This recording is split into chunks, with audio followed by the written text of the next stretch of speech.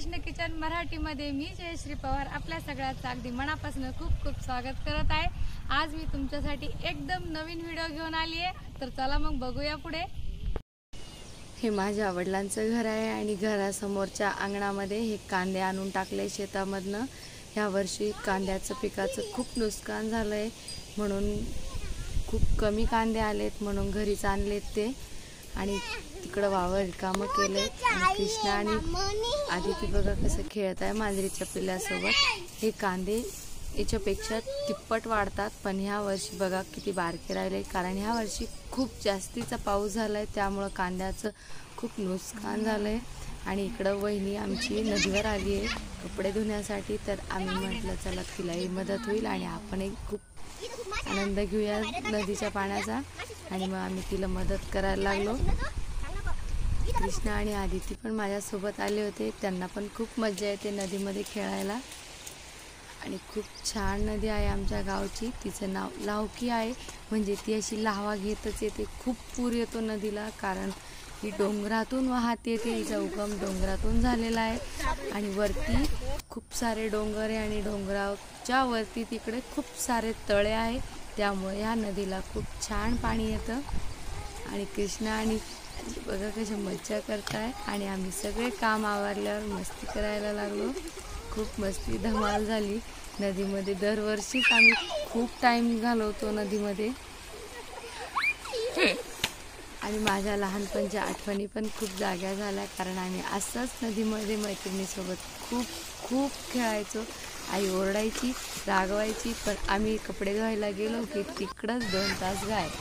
आम्ही स्पर्धा लावली होती कोण पाण्यात स्पीडनं चालतो। कृष्णाने आदितीने एकमेकांना पुढे जाऊन येऊन हात पकडून घेतला आणि मी पुढे शेवाळ्याला दगडावून घसरली। मग आम्ही सगळं मजा करत घरी आलो, कपडे सुकवत घालत होतो, वाळवत टाकले दोऱ्यांवरती, आणि मग नंतर जेवणाची पण तयारी करायची होती।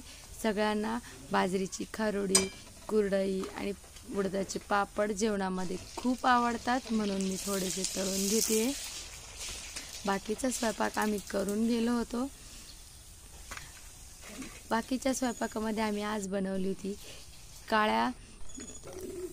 काळ्या चवळीची आमटी, वरण भात, पोळी, हिरव्या मिरचीचा ठेचा, असं छान बनवून दिलं होतं स्वयंपाक रेग्युलरली। आणि त्यासोबत हे पापड, कुरडे आणि खारोडी जर असली तर जेवणाला खूप मज्जा येते, आणि अंगत करतो आम्ही नेहमीच, सगळे सोबत जेवतो। सकाळचं असो, दुपारचं असो किंवा रात्रीचं, सगळेजण आम्ही सोबतच जेवतो। आणि आता बघा आम्ही हॉलमध्ये घेतलंय सगळं बैठक घरामध्ये, आणि हे माझे आई वडील ते खाली बसता येत नाही त्यांना, कारण मणक्यात ऑपरेशन झालेलं आहे म्हणून। आणि आम्ही सगळे असेच एकत्र बसतो आणि एकमेकांना बफे टाईप पाहिजे असेल ते घेतो, आणि सगळं मधीच ठेवून देतो, आणि ज्याला जे आवडेल ते घेतात आणि आग्रहाने वाढतात एकमेकांना। जेवण झाल्यावर मग जे कांद्याचा गंज पडलेला आहे त्याला कमी करायचं काम सुरू झालं। ह्या वर्षी खूप कांदे सडलेत, अर्धेच्या वर फेकण्यात जात आहे, आणि जे तयार करून दिले ते पण रस्त्यामध्ये जाता जाता अर्धे सडून जात आहे, त्यामुळं खूप भाव पण कमी मिळाला आहे मार्केटला। फक्त 600 रुपये प्रति क्विंटलनी हे कांदे विकले, आणि आता किती भाव आहे, पण तरी हे कांद्याची क्वालिटी खराब झाली आहे पावसामुळं, त्यामुळे याला भाव नाही आहे। आणि बघा जिथं ट्रकनी कांदा निघायचा तिथं फक्त ट्रॅक्टरभर कांदे निघाले, कारण सगळे वावरातच सडलेत। तरी पण आता हे तयार करणंच आहे, बघा फेकण्यामध्ये किती जात आहे कचऱ्यामध्ये, अर्ध्याच्या वरती, आणि तिकडं चांगले टोपल्यात फक्त एक हिस्सा जात आहे। आणि याच्यातलंही मार्केटपर्यंत, मंडीपर्यंत पोहोचेपर्यंत अर्धे सडून जात आहे। आता कांदे झाले होते, रोजाने बाया लावलेल्या होत्या, त्यामुळं पटकन आवरले। आणि हे तीळ होते थोडेसे टाकलेले, हेही पावसाने खराब झाले, बघा काळे कुंज दिसत आहे, पण तरी याला उन्हाने तापलेत हे। आता याला थोडंसं झटकून घेते मी, झटकून घेतले की लगेच तयार होतात ते। चांगलं कडक ऊन पण पडत नाही पावसाने, ते जास्त वाळले पण नाही लवकर। आणि बघा कसे तयार झाले, थोडेसे कमीच झाले, पण ते पण थोडे काळे काळे तीळ तयार झाले यावर्षी। असे पांढरे स्वच्छ सुंदर तीळ नाही बनलेत, पण जे आहे ते आहे आता शेतामधले आपल्या। कृष्णा आणि आदिती पण मध्ये मध्ये येत होते, त्यांना तर माझ्यासोबत असल्यावर खूप मजा येते सगळे कामामध्ये आणि ते शिकतात पण माझ्यासोबत राहून राहून. बघा मी भरलेलं दाखवते तुम्हाला. ह्या वर्षी जास्त भरलेले नाही आहे पण छान दिसतं ते असं भरलेलं. पॅकिंग खूप मस्त असते तिळाची आणि नैसर्गिकरित्या सगळ्याच गोष्टी खूप मस्त पॅक केलेल्या असतात. आणि हे काम आवरलं आमचं. मग आम्ही हे वावर रिकामं झालं आहेत ना आमचं, त्यामध्ये पहिले गोबी होती, फुलगोबी. आता इथं पत्तागोबीचं रोप टाकतो आम्ही. त्यासाठी मी आरी ओढून घेते. आरी ओढली की मग पाणी भरायला पण छान जातं आणि रोप पण मस्त उगल. आणि पलीकडनं थोडीसं रोप होतं आमच्याकडं तर तिकडून फुलगोबीच लावली आहे.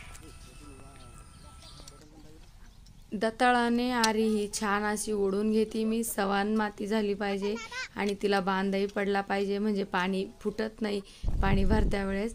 मग आरी ओढून झाल्यावर त्याच्यावरती सुपर फॉस्फेट टाकते. सुपर फॉस्फेटनी चांगलं उगवणशक्ती वाढते आणि जमिनीची चांगली क्वालिटी पण वाढते. आधी 3 कृष्ण पण आमच्या मध्ये मध्ये करत होते. हे बघा ह्या गोबीचं रोपाचं पॅकेट आहेत, हेच आम्ही टाकलं आहे. ह्या दिवसामध्ये हे रोप टाकलं की मग हिवाळ्यामध्ये मस्त येतं. आणि आता याला स्प्रिंकल पसरून घेते मी शिंपडून टाकून असं.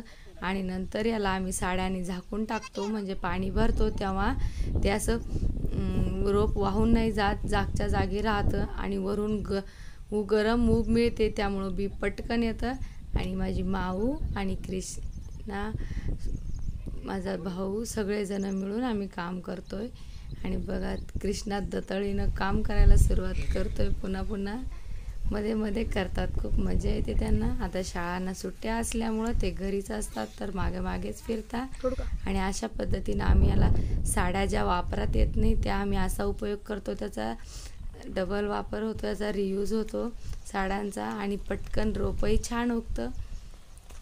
आता आमचं याच्यावर झालंय, आता याच्यावर थोडीशी माती टाकून मोटर चालू करून घेतली.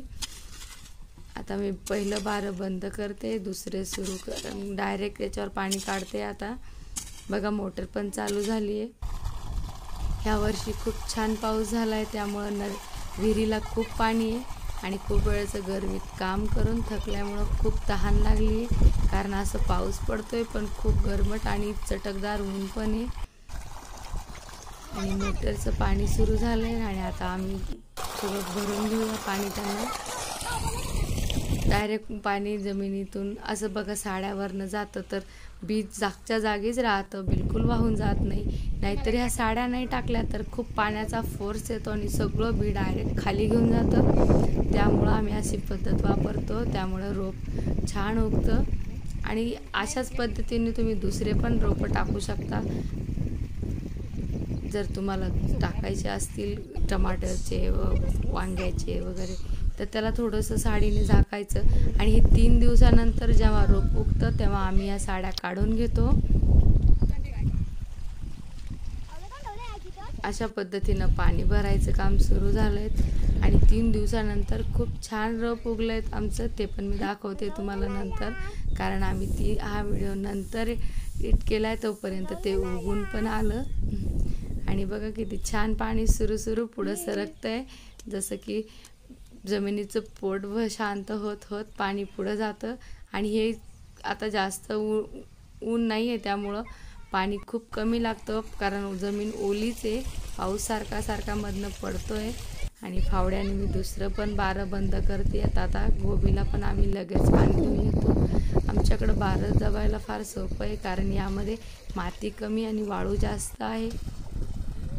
कृष्णा आणि तिला पाण्याच्या बांधामध्ये खेळायला खूप मजा येते. बघा पाणी खेळत आहे. आणि आता कृष्णाचा नंबर झाला की आदिती झाला की कृष्णा. आणि हे पाण्याला मारायचा प्रयत्न करताय म्हणजे त्यांना वाटतंय की आम्ही त्याला मारतोय, तर ते पाणी उडतं.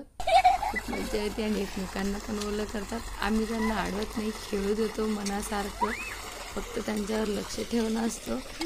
आणि आता सुट्ट्याचं आहे तर मग काय करणार बिचारे, घरी करतात मजा, फिरतात, बांधतात, लढतात आणि खूप मजा पण करतात. बघा किती आनंद ओसंडून वाहतोय त्यांच्या तोंडावरचा.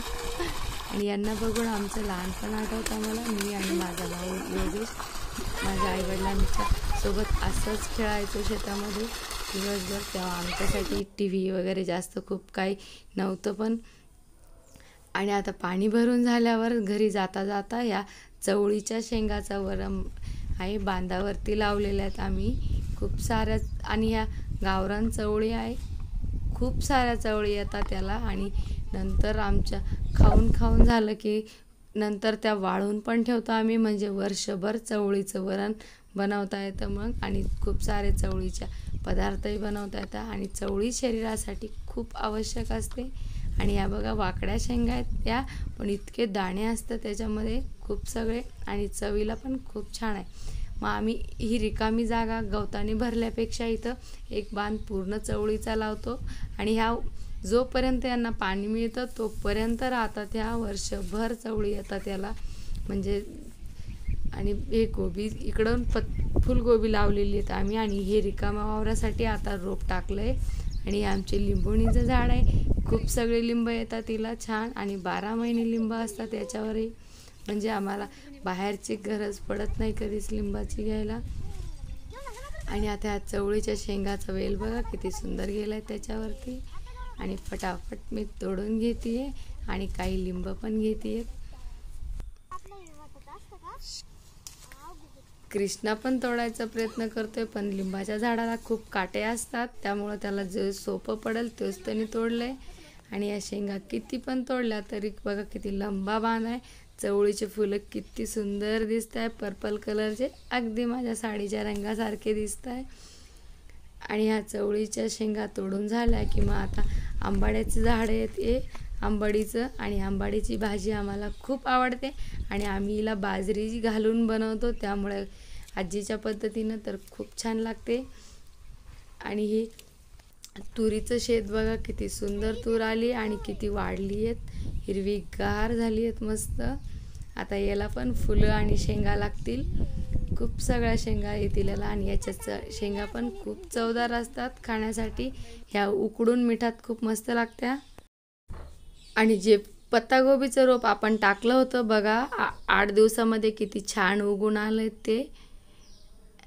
आता हे खूप मस्त उगून आलेले आहेत. आणि आता याला हे वावर पण तयार झालेले आहेत आणि पाऊस पण अजून चालूच आहे बघा, सगळं वल्ल झालेलं आहे पावसानेच. आजचा व्हिडिओ आवडला असेल तर प्लीज लाईक, शेअर आणि सबस्क्राईब करायला बिलकुल विसरू नका. आपण पुन्हा एखाद्या अशाच नवीन व्हिडिओ सोबत भेटूया. तोपर्यंत राधे राधे.